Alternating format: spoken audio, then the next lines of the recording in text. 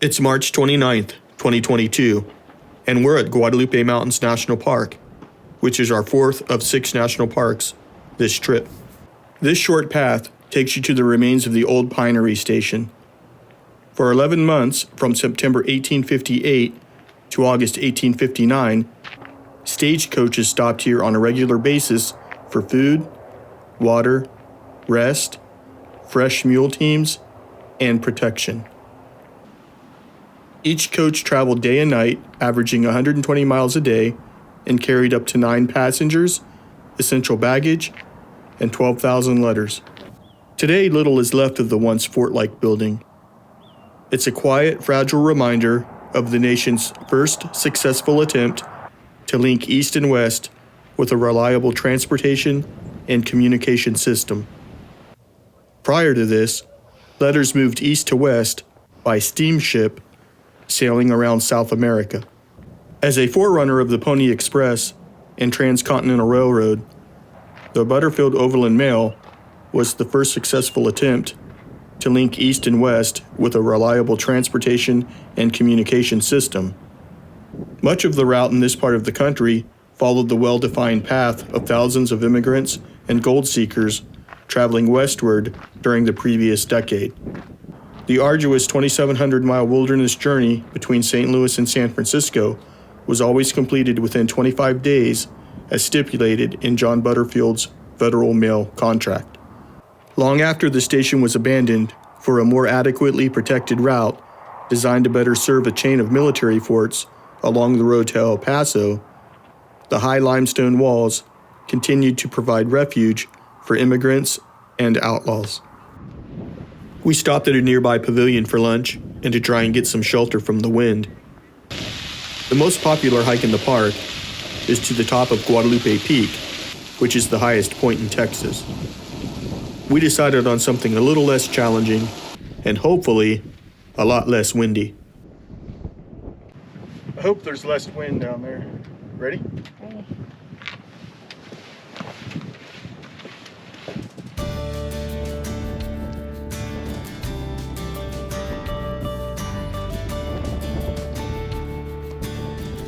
This West Texas ranch home is the most complete remnant of early farming and ranching in the Guadalupe Mountains.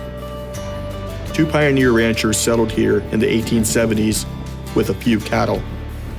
Their home, which consisted of the front rooms, is considered to be the oldest substantial building in the area. The Smith family moved here in the summer of 1906. Although they kept some livestock, they primarily made their living from truck farming and a small orchard. The nearest market for their produce was a dusty, jolting 60 miles away by a wagon.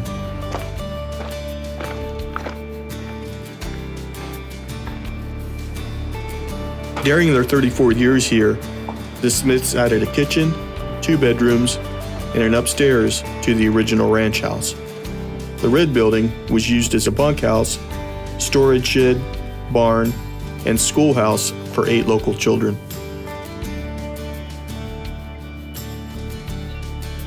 This was the schoolhouse. Did you look inside?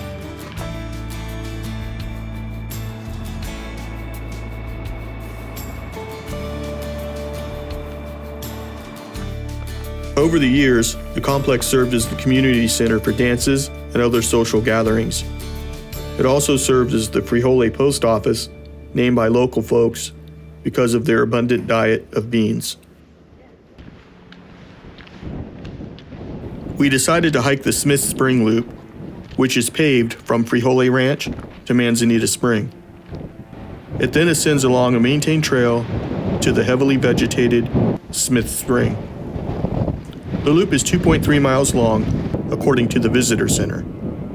My calculations put it closer to 4 miles. I asked a ranger about this after the hike, and he said I'm not the first person to question the distance.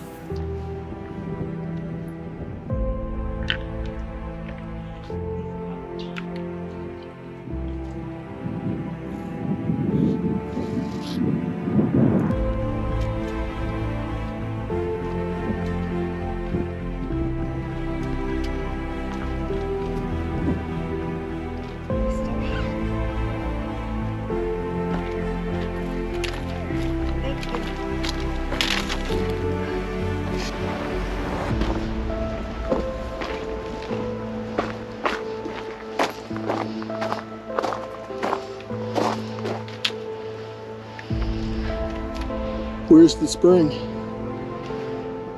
Right up.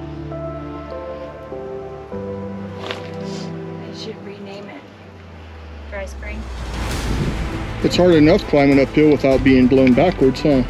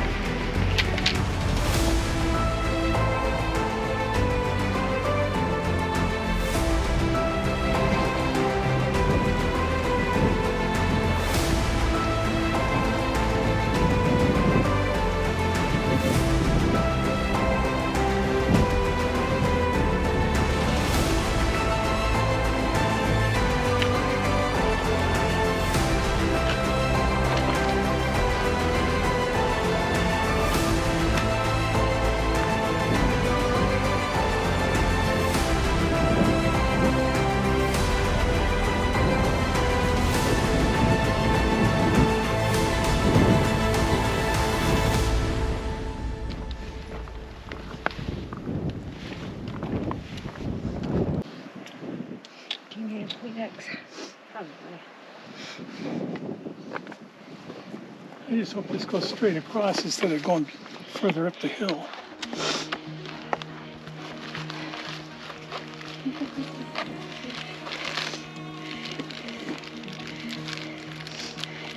Honey, how are you doing? My allergies are getting the best of me. I have some Benadryl in the Jeep. Can you bring the Jeep back up here? I probably could, Yeah. but I bet it's frowned upon. Doesn't hurt to ask. Well,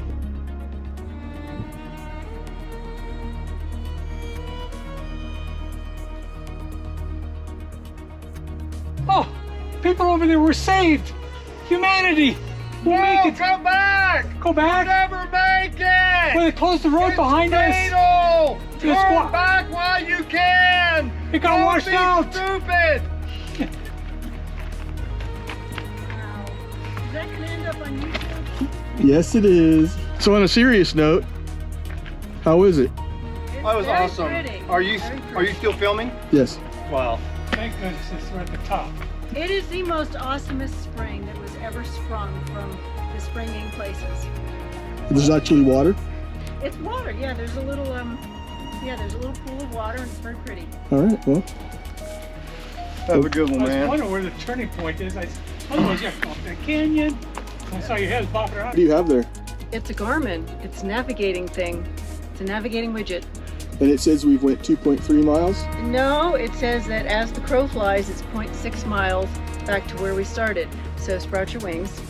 Now we did climbing. Now you're going down. It took us an hour and a half to get here. Okay. So at least an hour, maybe even Yeah. less. I don't know. Well, you know, on the map down there, it said 2 to 3 hours, and I thought for a 2-mile hike, really? No way. But maybe way. Yeah, I think this is longer than 2.3. I think it is too. Well, this might be a shorter route on this side. Yeah, it didn't look much different on the map. Well, I saw the map. This looked like it swung out and more straighter back once you get around the hill here. Yeah, there's a lot of meandering around this hill this way, so Oh yeah, you'll get some more down here. Of course, you're going downhill more. yeah. Well, that's hard on the knees. Oh, hope they're in good shape. Yeah, you too. Enjoy the spring, it's coming up.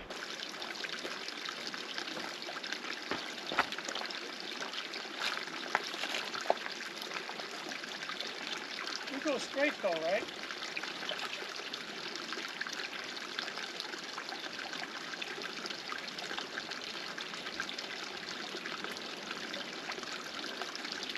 Groundwater springs to the surface along the southeast base of the Guadalupe Mountains.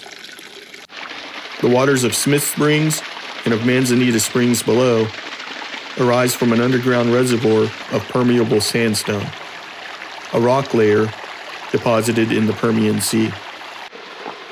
Springs have historically been the center of life and death events. They were vital to the survival of the earliest inhabitants and the focus of a variety of activities: Indian camps, stagecoach routes, military forts, ranches, medicinal spas, and recreation. No wonder battles were fought for their possession.